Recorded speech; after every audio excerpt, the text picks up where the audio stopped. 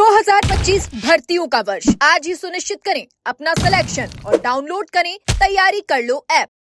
Sir मेरा भजनलाल जी से और विभाग से यही के निवेदन है कि जो चयनित अभ्यर्थी है उनको जल्दी से जल्दी नियुक्ति दी जाए। और दूसरी बात, जो कोर्ट स्टे जो सामान्यकरण प्रक्रिया अपनाई थी वो कोई वाजिबी थी, उसमें कोई दिक्कत नहीं थी। हमने भी पहले पटवार जैसे 2-3 भर्तियों में हमने भी नुकसान खाया है।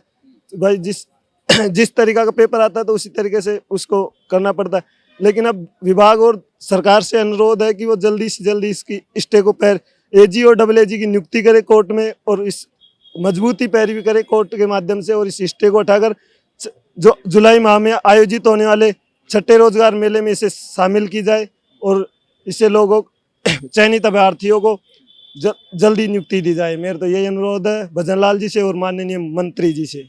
आप कहाँ से आ रहे हैं? मैं सर चूरू से आ रहा हूँ। मैं नेत्रहीन हूँ सर, मुझे दिखता नहीं है। बड़ी मुश्किल से मैं कैसे जैसे यहाँ पे आया हूँ, और मेरी माननीय मुख्यमंत्री जी से यही एक प्रार्थना है कि इस भर्ती को सर जल्दी से जल्दी निकालिए। अगर ये भर्ती नहीं निकलती है जल्दी से जल्दी तो मेरा नौकरी लग के कोई फ़ायदा नहीं है। घर वालों की यही आस है कि मेरे ऑपरेशन होने से आंखें सही हो सकती है। तो यही एक उम्मीद है कि भाई किस तरीके से जल्दी से जॉइनिंग मिले तो किसी तरीके से मेरा ऑपरेशन हो सके, आंखें बच सके। मेरी ऑलरेडी 95% आंखें जा चुकी है, 5% आंखें बची है। ये अगर जब तक रहेगी तब तक ऑपरेशन सक्सेसफुल हो सकता है। एक बार आंख चली गई फिर इसका कोई इलाज नहीं है, इसका भी दुनिया में कोई इलाज नहीं है। एक बार आंख चली गई तो ये सर भर्ती नहीं है, ये मेरी ज़िंदगी और मेरे पूरे घर वालों की ज़िंदगी इसके ऊपर डिपेंड करती है। ये तो सर एक नियम सा हो गया है कि जितनी भर्ती आती है सब कोर्ट में चली जाती है। 6-6 महीने, साल भर, 2-2 साल तक नहीं आती है। इसमें गरीब मरता रहता है।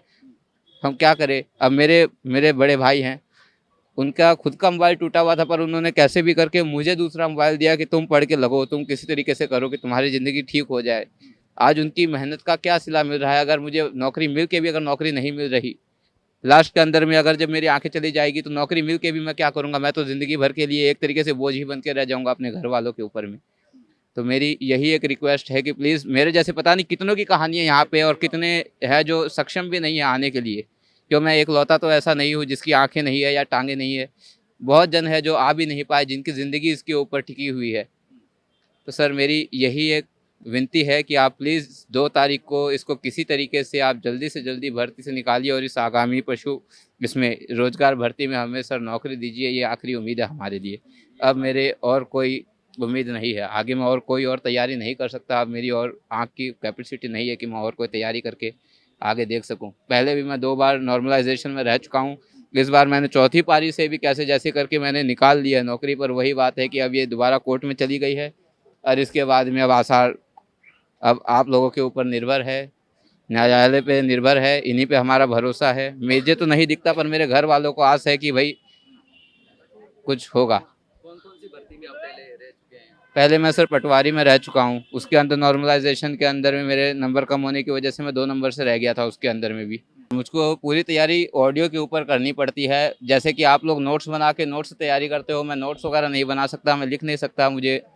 मुझे सारी चीज़ें मेरी मेमोरी के अंदर में ही वो चीज़ याद रखनी पड़ती है। सारी चीज़ें जितनी आप सुन रहे हैं तो बहुत दिक्कत होती है। मैं कहीं पे जा नहीं सकता, कहीं पे तैयारी करने के लिए किसी की हेल्प नहीं ले सकता, खुद निकल नहीं सकता किसी के हेल्प के बिना।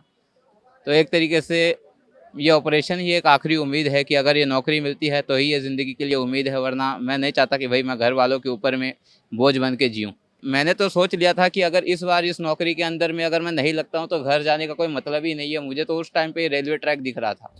मैं तो उस टाइम में भी बस यही सोच रखा था कि अब की बार अगर नहीं निकलेगा, अब की बार भी अगर है तो घर जाने की ज़रूरत नहीं है। क्यों भाई? और कितना घर वालों ने बहुत लगाया है पैसे, बहुत इलाज किया अंदर में। अगर आज उन्होंने इतने पैसे नहीं लगाए होते मेरे ऊपर मेरे इलाज के लिए, माँ बाप का भाई दिल होता है कि वो अपने बच्चे को नहीं देख सकते, वो अपना सब कुछ सेक्रीफाइस कर देते उस चीज़ के लिए।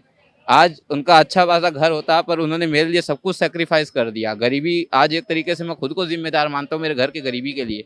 तो ये एक मौका मुझे किसी तरीके से मिला था कि अपने घर को इस गरीबी से निकाल सकूँ। पर वही बात है कि अब आंखें चली जाएगी तो फिर क्या फ़ायदा इस चीज़ का? तो तैयारी करना भी और पढ़ना, इतनी मेहनत करना बहुत डिफिकल्ट रहता है। 18-18 घंटे पढ़ना पड़ता है। मेरे लिए तो सर दिन और रात एक बराबर है। तो नॉर्मली क्या दिन में ज़्यादा शोर शराबा रहता है, मैं पूरी रात पढ़ता हूँ। मैं सुबह आप देख लीजिए शाम को 7 बजे से सुबह 9 बजे तक तो मेरी कंटिन्यूस पढ़ाई रहती है। उसके बाद मैं थोड़े 1-2 घंटे सोता हूँ, फिर उठ के नहा धोई करके पूजा वगैरह करके फिर दोबारा 2-3 घंटे की क्लास लेता हूँ, फिर दोपहरी में 1-2 घंटे सोता हूँ, फिर दोबारा 2-3 घंटे की क्लास लेता हूँ। इस तरीके से चलता है, क्योंकि सर बहुत बहुत बड़ा काम हो जाता है कि नोट्स में तो आप पढ़ के निकाल सकते हो, पर क्लासेस तो जैसे चलती है ऑडियो उतनी ही देर में चलती है। नोट्स तो 4 पन्ने में एक क्लास खत्म हो जाती है, लेकिन वो 1 घंटे का पूरी क्लास लेनी पड़ती है अगर आप ऑडियो से सुनते हो, तो उसमें क्या टाइम कंजम्पशन बहुत ज़्यादा होता है। तो मुझको बहुत ज़्यादा टाइम देना पड़ता है, कम से कम 18-18 घंटे मुझे देने पड़ते हैं, तब जाके एक-एक भर्ती की तैयारी होती है। मैं पिछले जब से ये भर्ती का नोटिफिकेशन निकला था अक्टूबर में, तब से इसकी पूरी तरीके से इसी की तैयारी में लगा हुआ था। मैं किसी के हेल्प के बिना तो कहीं आ जा ही नहीं सकता। ये तो मेरे भाई लोग थे जिनकी वजह से मैं कल शाम को यहाँ पे आया था। फिर मैं उन भाई की ट्रेन लेट हो गई, तो मैं 4 घंटा वहाँ स्टैंड पे ही बैठा था। मेरे में इतनी कैपेसिटी नहीं थी कि मैं रूम तक आ सकूँ अकेले। अगर लग जाता हूँ तो भाई हम लोन पास करवा सकते हैं, सरकारी आदमियों को लोन जल्दी मिल जाती है, सरकारी हेल्प मिल जाती है, तो इससे ऑपरेशन करके पोजीशन काफ़ी ज़्यादा हद तक मेरे लिए सही हो सकती है। ऑपरेशन के लिए भाई कम से कम 18 लाख रुपए चाहिए, तो उस हिसाब से वही दिक्कत है कि भाई इसके अंदर में अगर नौकरी लग जाती है, लोन पास हो जाता है, तो भाई आगे उम्मीद है मेरे लिए। अस्पताल इंदौर के अंदर एचपी हरडिया नाम से डॉक्टर है, जो वर्ल्ड के सबसे बड़े डॉक्टर हैं।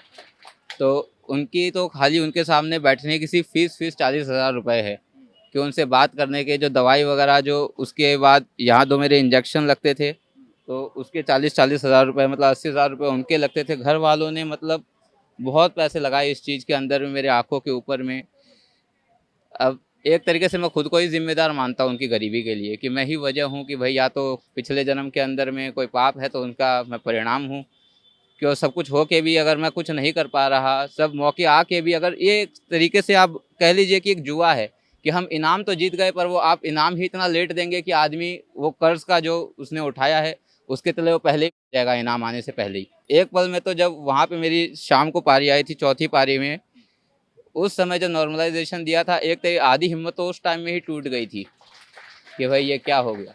फिर से तीसरी बार वही चीज़ रिपीट हो रही है। उस टाइम में तो एकदम मतलब एक बार को तो सोचा था कि भाई वो तो भाई किस्मत अच्छी थी कि मेरे को स्टेप उठाने से पहले वो रिजल्ट आ गया 1.1 गुना वाला। उस टाइम के अंदर में भाई लास्ट में जब ये वाली भी कोर्ट के अंदर गई थी, स्टे आ गया था इसके ऊपर भी, तो उस समय पूरी उम्मीद ख़त्म हो गई थी। तो उस समय मैंने स्टेप किया था खुद को। लास्ट के अंदर में हर बार उम्मीद टूटती है, हर बार उम्मीद दिखती है, फिर हर बार टूटती है, आदमी कमज़ोर हो ही जाता है। भाई जी, आज हमारे साथ में हनुमान भाई भी हैं, सब है, इतने हमारे लिए लड़ रहे हैं, तो एक उम्मीद तो दिख रही है कि आगे। मेरी भी सरकार से दरख्वास्त है कि इस बार हम गरीबों की उम्मीद मत तोड़िए। बड़ी मुश्किल से हम कैसे जैसे निकल पाते हैं इस जंजाल से। कृपया हमारे ये रिक्वेस्ट सुनिए प्लीज़, मेरे लिए भी और ये मेरे घर वालों के लिए भी, मेरे माँ बाप के लिए जिन्होंने मेरे लिए इतना सेक्रीफाइस किया। मेरी यही गुजारिश है कि आप प्लीज़ जल्दी से जल्दी इसे कोर्ट से बाहर निकालिए और इस आगामी भर्ती में हमें प्लीज़ ज्वाइनिंग दीजिए। बड़ी रिक्वेस्ट है आपसे।